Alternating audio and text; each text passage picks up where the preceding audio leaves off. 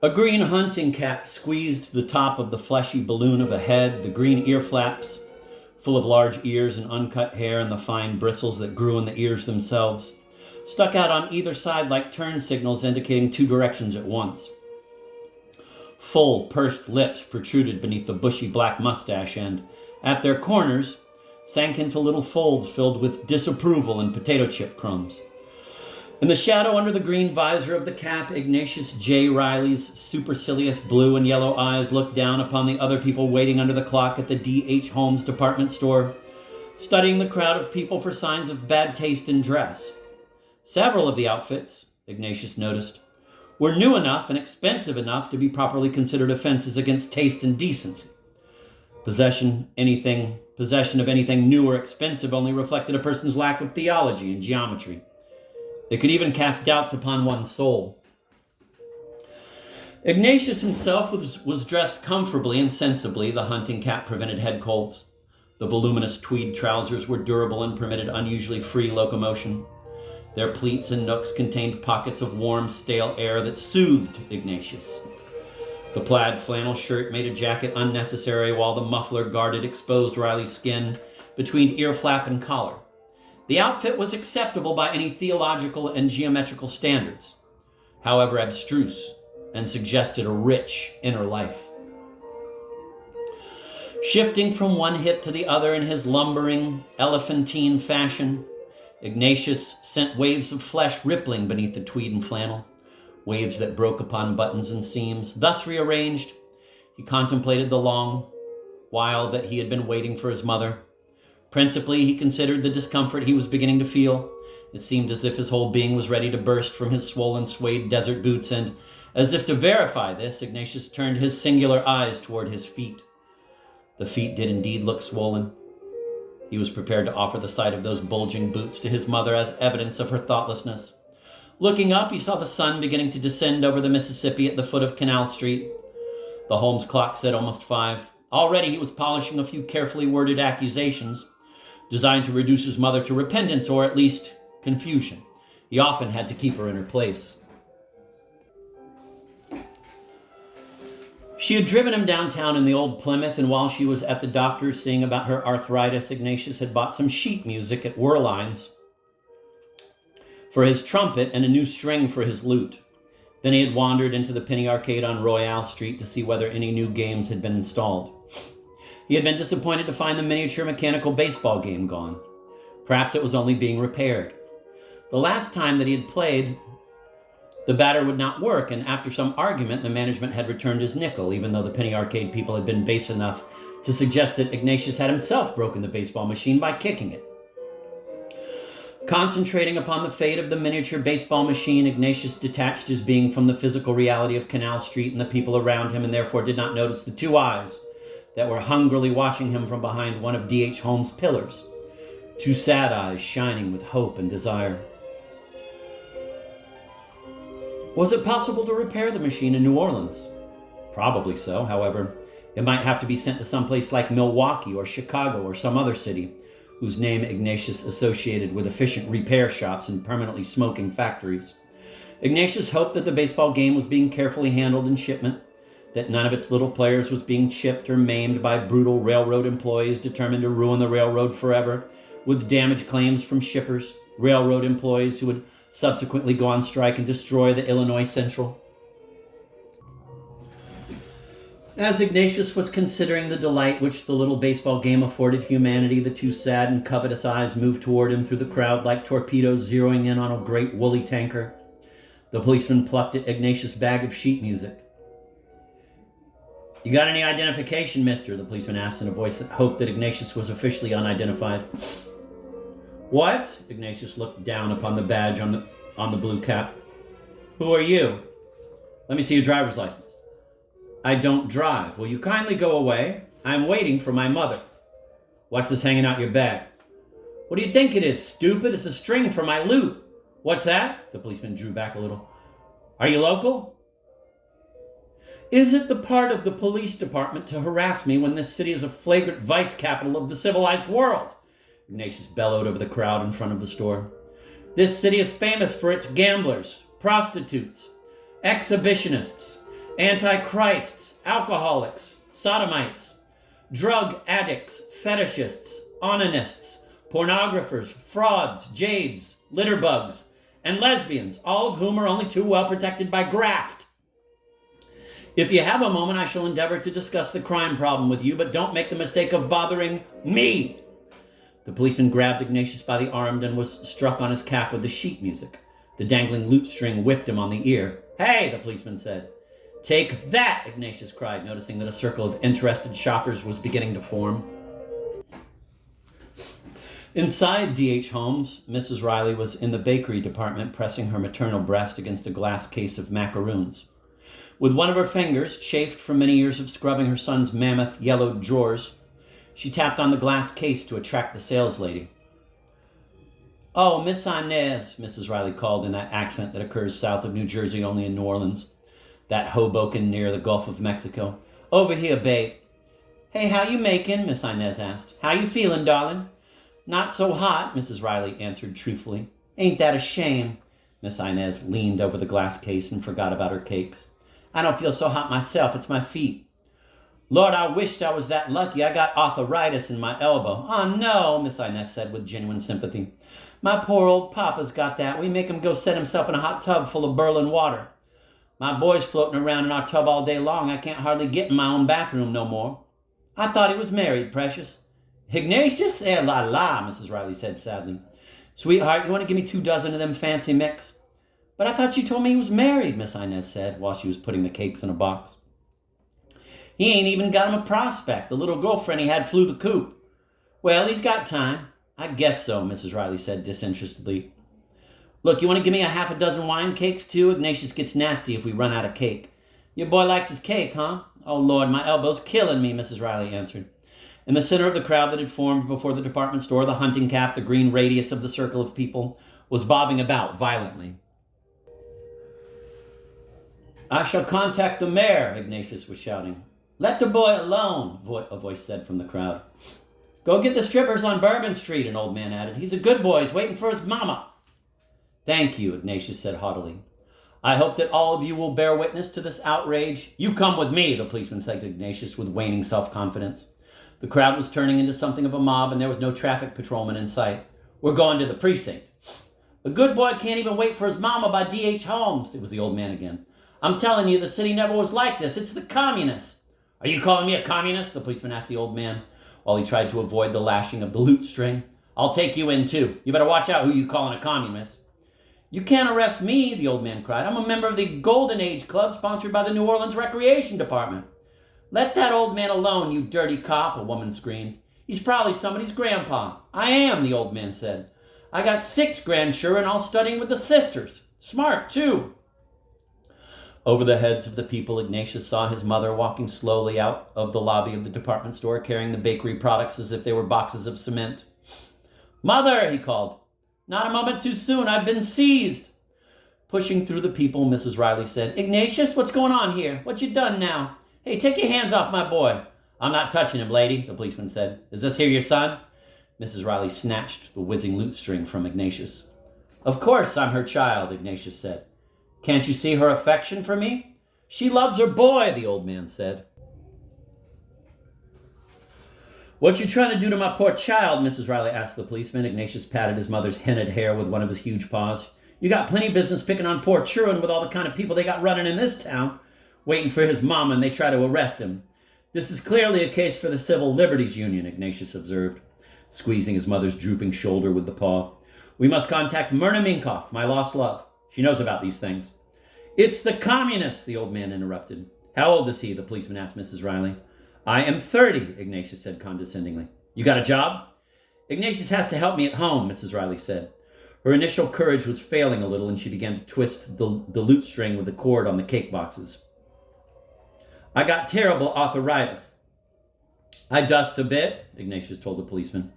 In addition, I am at the moment writing a lengthy indictment against our century. When my brain begins to reel from my literary labors, I make an occasional cheese dip. Ignatius makes delicious cheese dips, Mrs. Riley said. That's very nice of him, the old man said. Most boys are out, running around all the time. Why don't you shut up, the policeman said to the old man. Ignatius, Mrs. Riley asked in a trembling voice, what you done, boy? Actually, Mother, I believe that it was he who started everything, Ignatius pointed to the old man with his bag of sheet music. I was simply standing about, waiting for you, praying that the news from the doctor would be encouraging. Get that old man out of here, Mrs. Riley said to the policeman. He's making trouble. It's a shame they got people like him walking the streets. The police are all communists, the old man said. Didn't I say for you to shut up, the policeman said angrily. I fall on my knees every night to thank my God we got protection, Mrs. Riley told the crowd. We'd all be dead without the police. We'd all be laying in our beds with our throats cut open from ear to ear. That's the truth, girl, some woman answered from the crowd. Say a rosary for the police force, Mrs. Riley was now addressing her remarks to the crowd. Ignatius caressed her shoulder wildly, whispering encouragement. Would you say a rosary for a communist? No, several voices answered fervently. Someone pushed the old man. It's true, lady, the old man cried. He tried to arrest your boy, just like in Russia. They're all communists. Come on, the policeman said to the old man. He grabbed him roughly by the back of the coat. Oh, my God, Ignatius said, watching the wan little policeman try to control the old man.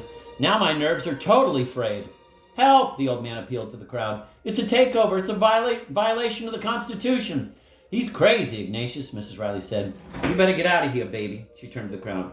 Run, folks, he might kill us all. Personally, I think maybe he's the communist. You don't have to overdo it, Mother, Ignatius said as they pushed through the dispersing crowd and started walking rapidly down Canal Street. He looked back and saw the old man and the bantam policeman grappling beneath the department store clock. Will you please slow down a bit? I think I'm having a heart murmur. Oh, shut up. How do you think I feel?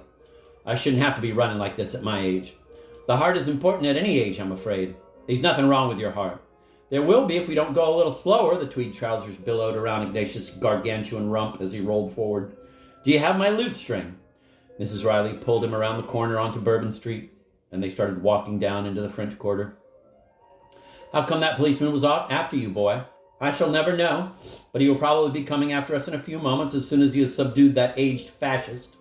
You think so? Mrs. Riley asked nervously. I would imagine so. He seemed determined to arrest me. He must have some sort of quota or something. I seriously doubt that he will permit me to elude him so easily. Wouldn't that be awful? You'd be all over the papers, Ignatius. The disgrace. You must have done something while you was waiting for me, Ignatius. I know you, boy. If anyone was ever minding his business, it was I, Ignatius breathed. Please, we must stop. I think I'm going to have a hemorrhage. Okay, Mrs. Riley looked at her son's reddening face and realized that he would very happily collapse at her feet just to prove his point. He'd done it before. The last time that she had forced him to accompany her to Mass on Sunday, he had collapsed twice on the way to the church and had collapsed once again during the sermon about sloth, reeling out of the pew and creating an embarrassing disturbance. Let's go in here and sit down. She pushed him through the door of the Night of Joy bar with one of the cake boxes. In the darkness that smelled of bourbon and cigarette butts, they climbed onto two stools.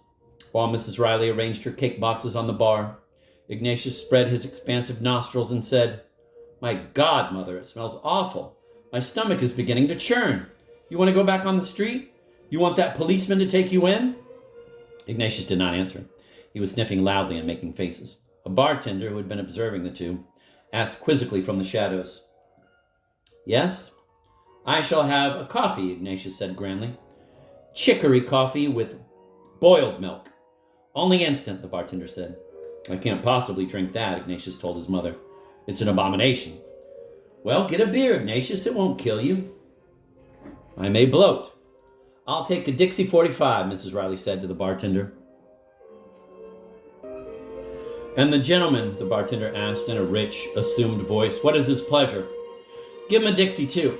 I may not drink it, Ignatius said as the bartender went off to open the beers. We can't sit in here for free, Ignatius. I don't see why not. We're the only customers. They should be glad to have us. They got strippers in here at night, huh? Mrs. Riley nudged her son. I would imagine so, Ignatius said coldly. He looked quite pained. We might have stopped somewhere else. I suspect that police will raid this place momentarily anyway. He snorted loudly and cleared his throat. Thank God my mustache filters out some of the stench.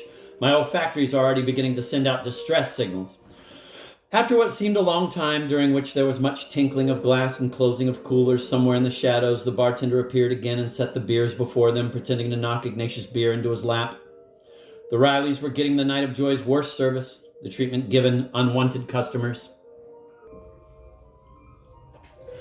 You don't by any chance have a cold Dr. Nutt, do you? Ignatius asked. No.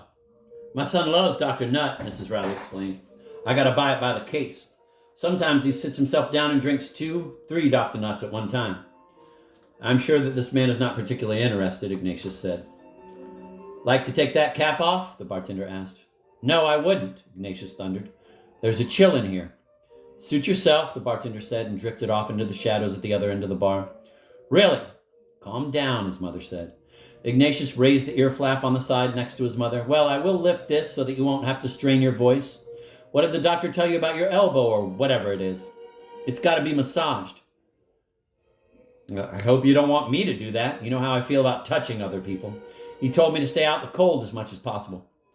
If I could drive, I would be able to help you more, I imagine. Oh, that's okay, honey.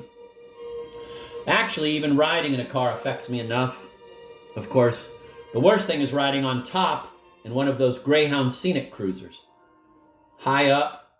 Do you remember the time that I went to Baton Rouge in one of those? I vomited several times.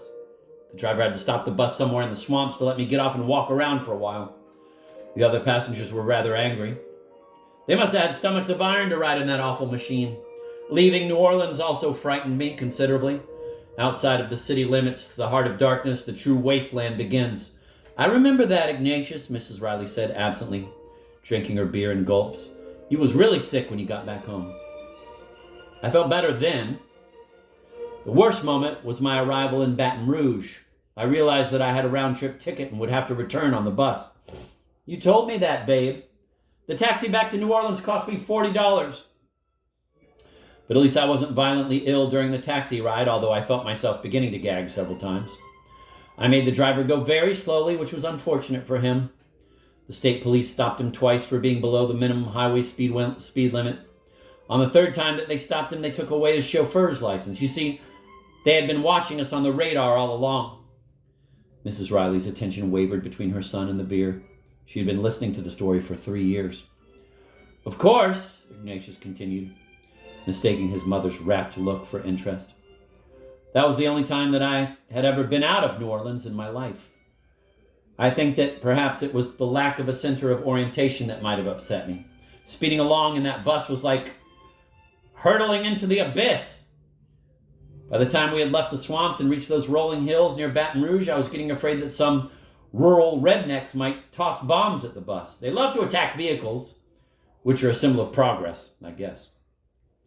Well, I'm glad you didn't take the job, Mrs. Riley said automatically, taking guess as her cue. I couldn't possibly take the job. When I saw the chairman of the medieval culture department, my hands began breaking out in small white bumps. He was a totally soulless man. Then he made a comment about my not wearing a tie and made some smirky remark about the lumber jacket. I was appalled that so meaningless a person would dare such effrontery. That lumber jacket was one of the few creature comforts to which I've ever been really attached, and if I ever find the lunatic who stole it, I shall report him to the proper authorities.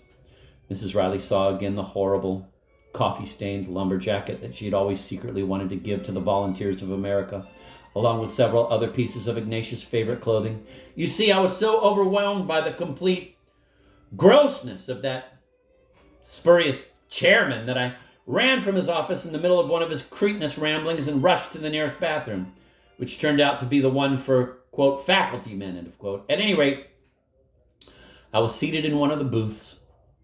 Having rested the lumber jacket on top of the door of the booth, suddenly I saw the jacket being whisked over the door. I heard the footsteps. Then the door of the restroom closed. At that moment, I was unable to pursue the shameless thief, so I began to scream. Someone entered the bathroom and knocked at the door of the booth. Turned out to be a member of the campus security force, or so he said. Through the door, I explained what had just happened. He promised to find the jacket and went away. Actually, as I have mentioned to you before, I have always suspected that he and the, quote, chairman, end of quote, were the same person. Their voices sounded somewhat similar. You sure can't trust nobody nowadays, honey. As soon as I could, I fled from the bathroom, eager only to get away from that horrible place. Of course, I was almost frozen standing on that desolate campus trying to hail a taxi. I finally got one that agreed to take me to New Orleans for $40, and the driver was selfless enough to lend me his jacket. By the time we arrived here, however, he was quite depressed about losing his license and had grown rather surly. He also appeared to be developing a bad cold, judging by the frequency of his sneezes. After all, we were on the highway for almost 2 hours. I think I could drink me another beer, Ignatius. Mother! In this forsaken place? Just one, baby. Come on, I want another. We're probably catching something from these glasses. However, if you're quite determined about the thing, get me a brandy, will you? Mrs. Riley signaled to the bartender, who came out of the shadows and asked, "Now what happened to you on that bus, Bud? I didn't get the end of the story." "Will you kindly tend the bar properly?" Ignatius asked furiously. "It is your duty to silently serve when we call upon you. If we had wished to include you in our conversation, we would have indicated it by now. As a matter of fact, we were discussing rather urgent personal matters." "The man's just trying to be nice, Ignatius. Shame on you. That's in itself a contradiction in terms. No one could possibly be nice in a den like this." "We want 2 more beers. 1 beer and 1 brandy," Ignatius corrected. "No more clean glasses," the bartender said. "Ain't that a shame?" Mrs. Riley said. "Well, we can use the ones we got." The bartender shrugged and went off into the shadows.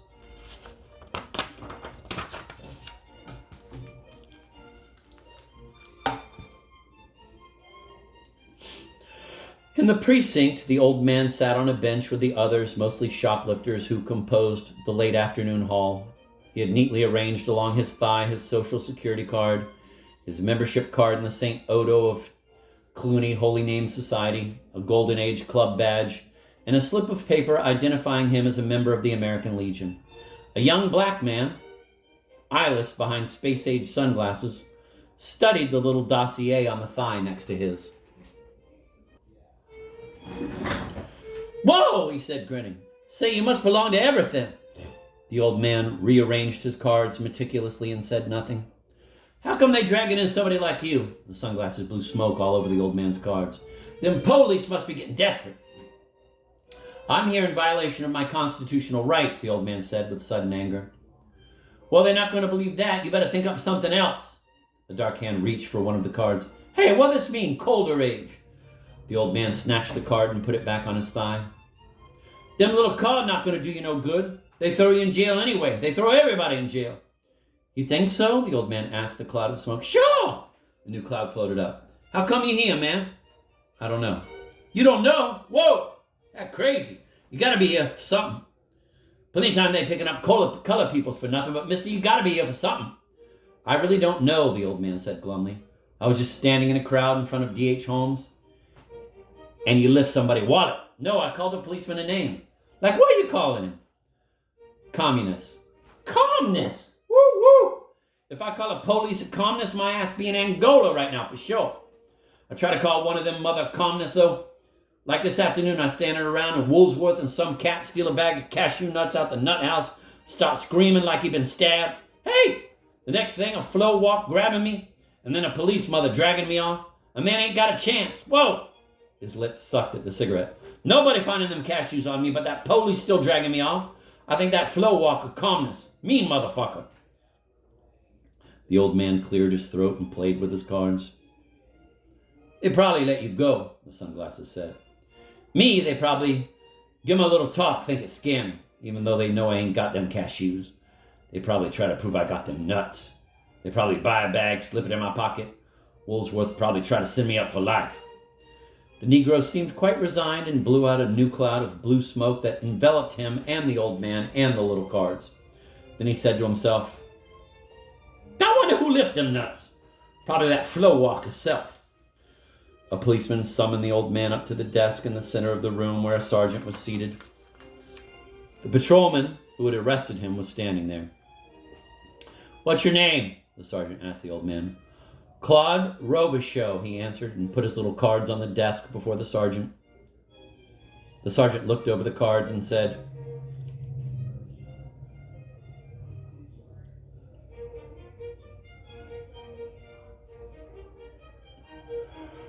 "Patrolman Mancuso here says you resisted arrest and called him a communist." "I didn't mean it," the old man said sadly, noticing how fiercely the sergeant was handling the little cards. "Mancuso says, you says, all policemen are communists." "Woo-wee!" the Negro said across the room. "Will you shut up, Jones?" the sergeant called out. Okay, Jones answered. I'll get to you next. Say, I didn't call nobody no calmness, Jones said. I've been framed by that flow walk in Woolsworth. I don't even like cashews. Shut your mouth up. Okay, Jones said brightly and blew a great thundercloud of smoke. I didn't mean anything I said, Mr. Robichaux told the sergeant. I just got nervous. I got carried away. This policeman was trying to arrest a poor boy waiting for his mama by Holmes. What? The sergeant turned to the wan little policeman. What were you trying to do? He wasn't a boy, Mancuso said. He was a big fat man dressed funny. He looked like a suspicious character. I was just trying to make a routine check, and he started to resist. To tell you the truth, he looked like a big pervert. A pervert, huh? The sergeant asked greedily. Yes, Mancuso said with new confidence. A great, big pervert. How big? The biggest I ever saw in my whole life, Mancuso said, stretching his arms as if he were describing a fishing catch. The sergeant's eyes shone. The first thing I spotted was this green hunting cap he was wearing. Jones listened in attentive detachment somewhere within his cloud. Well, what happened, Mancuso? How come he's not standing here before me? He got away. This woman came out the store and got everything mixed up, and she and him run around the corner into the quarter. Oh, 2 quarter characters, the sergeant said, suddenly enlightened. No, sir, the old man interrupted. She was really his mama, a nice, pretty lady. I've seen them downtown before. This policeman frightened her. Oh, listen, Mancuso, the sergeant screamed. You're the only guy on the force who tried to arrest somebody away from his mother, and why did you bring in Grandpa here? Ring up his family and tell him to come get him. Please, Mr. Robichaux pleaded. Don't do that. My daughter's busy with her kids. I've never been arrested in my whole life. She can't come get me. What are my grandchildren going to think? They're all studying with the sisters. Get his daughter's number, Mancuso. That'll teach him to call us communists. Please, Mr. Robichaux was in tears. My grandchildren respect me. Jesus Christ, the sergeant said. Trying to arrest a kid with his mama, bringing in somebody's grandpa. Get the hell out of here, Mancuso, and take Grandpa with you. You want to arrest suspicious characters? We'll fix you up. Yes, sir, Mancuso said weakly, leading the weeping old man away. Ooh-wee, Jones said from the secrecy of his cloud. Twilight was settling around the Night of Joy bar outside. Bourbon Street was beginning to light up. Neon signs flashed off and on, reflecting in the streets, dampened by the light mist that had been falling steadily for some time. The taxis bringing the evening's first customers, Midwestern tourists and conventioneers, made slight splashing sounds in the cold dusk. Beautiful.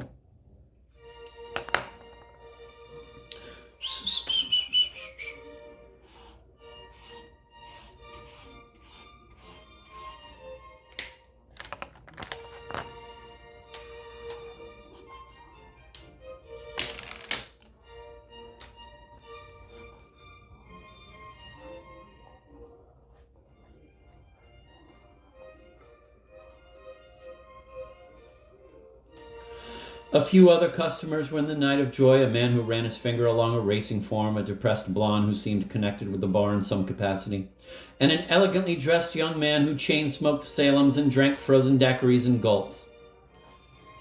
Ignatius, we better go, Mrs. Riley said and belched. What? Ignatius bellowed. We must stay to watch the corruption. It's already beginning to set in.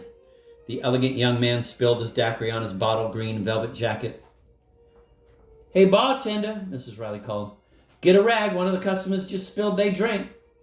That's quite all right, darling, the young man said angrily. He arched an eyebrow at Ignatius and his mother. I think I'm in the wrong bar anyway. Don't get upset, honey, Mrs. Riley counseled. What's that you drinking? Looks like a pineapple snowball. Even if I described it to you, I doubt whether you'd understand what it is. How dare you talk to my dear beloved mother like that? Oh, hush, you big thing, the young man snapped. Just look at my jacket. It's totally grotesque. Okay, now, let's be friends, Mrs. Riley said through foamy lips. We got enough bombs and things already. And your son seems to delight in dropping them, I must say. Okay, you two, this is the kind of place where everybody ought to have themselves some fun. Mrs. Riley smiled at the young man. Let me buy you another drink, babe, for the one you spilled, and I think I'll... Take me another Dixie. I really must run, the young man sighed. Thanks anyway. On a night like this? Mrs. Riley asked. Oh, don't pay no mind to what Ignatius says. Why don't you stay and see the show? The young man rolled his eyes heavenward. Yeah, the blonde broke her silence. See some ass and tits. Mother, Ignatius said coldly, I do believe that you are encouraging these preposterous people.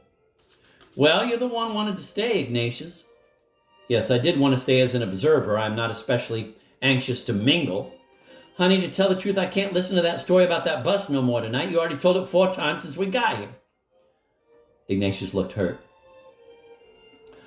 I hardly suspected that I was boring you. After all, that bus ride was one of the most formative experiences of my life. As a mother, you should be interested in the traumas that have created my worldview. What's with the bus? The blonde asked, moving to the stool next to Ignatius. My name's Darlene. I like good stories. You got a spicy one? The bartender slammed the beer and the daiquiri down just as the bus was starting off on its journey in the vortex. Here, have a clean glass, the bartender snarled at Mrs. Riley. Ain't that nice? Hey, Ignatius, I just got a clean glass. But her son was too preoccupied with his arrival in Baton Rouge to hear her. You know, sweetheart, Mrs. Riley said to the young man, me and my boy was in trouble today. The police tried to arrest him. Oh, my dear, policemen are always so adamant, aren't they? Yeah, and Ignatius got him a master's degree and all. What in the world was he doing? Nothing, just standing waiting for his poor dear mama. His outfit is a little bizarre. I thought he was a performer of some sort when I first came in, although I try not to imagine the nature of his act. I keep on telling him about his clothes, but he won't listen. Mrs. Riley looked at the back of her son's flannel shirt and at the hair curling down the back of his neck. That's sure pretty, that jacket you got. Oh, this? The young man asked, feeling the velvet on the sleeve. I don't mind telling you it cost a fortune. I found it in a dear little shop in the village. You don't look like you from the country. Oh, my, the young man sighed and lit a Salem with a great click of his lighter. I'm at Greenwich Village in New York, sweetie. By the way, where did you ever get that hat? It's truly fantastic. Ah, Lord, I have this since Ignatius made his first communion. Would you consider selling it? How come? I'm a dealer in used clothing. I'll give you $10 for it. Oh, come on, for this? 15. Really? Mrs. Riley removed the hat. Sure, honey. The young man opened his wallet and gave Mrs. Riley 3 $5 bills. Draining his daiquiri glass, he stood up and said, Now I really must run. So soon? It's been perfectly delightful meeting you. Take care out there in the cold and wet. The young man smiled, placed the hat carefully beneath his trench coat, and left the bar. The radar patrol, Ignatius was telling Darlene, is obviously rather foolproof. It seems that the cab driver and I were making small dots on their screen all the way from Baton Rouge. He was on radar? Darlene yawned. Just think of that. Ignatius, we gotta go now, Mrs. Riley said. I'm hungry. She turned toward him and knocked her beer bottle to the floor where it broke into a spray of brown, jagged glass. Mother! Are you making a scene? Ignatius asked irritably. Can't you see that Miss Darlene and I are speaking? You have some cakes with you. Eat those. You're always complaining that you never go anywhere. I would imagine that you would be enjoying your night on the town. Ignatius was back on the radar, so Mrs. Riley reached in her boxes and ate a brownie. Like one? She asked the bartender. They nice. I got some nice wine cakes, too. The bartender pretended to be looking for something on his shelves. I smell wine cakes, Darlene cried, looking past Ignatius. Have one, honey, Mrs. Riley said. I think that I shall have one, too, Ignatius said. I imagine that they taste rather good with brandy. Mrs. Riley spread the box out on the bar. Even the man with the racing form agreed to take a macaroon. Where you bought these nice wine cakes, lady? Darlene asked Mrs. Riley. They're nice and juicy. Over by home, sugar, they got a good selection, plenty variety. They are rather tasty, Ignatius conceded, sending out his flabby pink tongue over his mustache to hunt for crumbs. I think that I shall have a macaroon or two. I have always found coconut to be good roughage. He picked around in the box purposefully. Me, I always like some good cake after I finish eating, Mrs. Riley told the bartender who turned his back on her. I bet you cook good, huh? Darlene asked. Mother doesn't cook, Ignatius said dogmatically. She burns. I used to cook too when I was married, Darlene told him. I sort of used a lot of that canned stuff, though. I like that Spanish rice they got and that spaghetti with the tomato gravy. Canned food is a perversion, Ignatius said. I suspect that it is ultimately very damaging to the soul. Lord, my elbow's starting up again, Mrs. Riley sighed. Please, I am speaking, her son told her. I never eat canned food. I did once, and I can feel my intestines starting to atrophy. You got a good education, Darlene said. Ignatius graduated from college. Then he stuck around there for 4 more years to get him a master's degree. Ignatius graduated smart. Graduated smart, Ignatius repeated with some pique. Please define your terms. Exactly what do you mean by graduated smart? Don't talk to your mama like that, Darlene said. Oh, he treats me bad sometimes, Mrs. Riley said loudly and began to cry. You just don't know when I think of all I've done for that boy. Mother, what are you saying? You don't appreciate me. Stop that right now. I'm afraid that you've had too much beer. You treat me like garbage. I've been good, Mrs. Riley sobbed. She turned to Darlene. I spent all his poor Grandma Riley's insurance money to keep him in college for 8 years, and since then all he's done is lay around the house watching television. You ought to be ashamed, Darlene said to Ignatius. A big man like you? Look at your poor mama. Mrs. Riley had collapsed, sobbing on the bar, one hand clenched around her beer glass. This is ridiculous. Mother, stop that. If I knew you were so cruel, mister, I would never listen to your crazy story about that Greyhound bus. Get up, Mother. You look like a big crazy man anyway, Darlene said. I should have known. Just look how that poor mama's crying. Darlene tried to push Ignatius from his stool, but sent him crashing into his mother, who suddenly stopped crying and gasped, My elbow! What's going on here? A woman asked from the padded chartreuse leatherette door of the bar. She was a statuesque woman nearing middle age, her fine body covered with a black leather overcoat that glistened with mist. I leave this place for a few hours to go shopping, and look what happens. I gotta be here every minute, I guess, to watch out you people don't ruin my investment. Just 2 drunks, the bartender said. I've been giving them the cold shoulder since they come in, but they've been sticking like flies. But you, Darlene, the woman said, you're big friends with them, huh? Playing games on the stools with these 2 characters? This guy's been mistreating his mama, Darlene explained. Mothers? We got mothers in here now? Business already stinks. I beg your pardon, Ignatius said. The woman ignored him and looked at the broken and empty cake box on the bar, saying, Somebody's been having a picnic in here. God damn it, I already told you people about ants and rats. I beg your pardon, Ignatius said again. My mother is present. It's just my luck to have this crap broken all over here just when I'm looking for a janitor. The woman looked at the bartender. Get these 2 out. Yes, Miss Lee. Don't you worry, Mrs. Riley said. We're leaving. We certainly are, Ignatius added, lumbering toward the door, leaving his mother behind to climb off her stool. Hurry along, Mother. This woman looks like a Nazi commandant. She may strike us. Wait, Miss Lee screamed, grabbing Ignatius' sleeve. How much these characters owe? $8, the bartender said.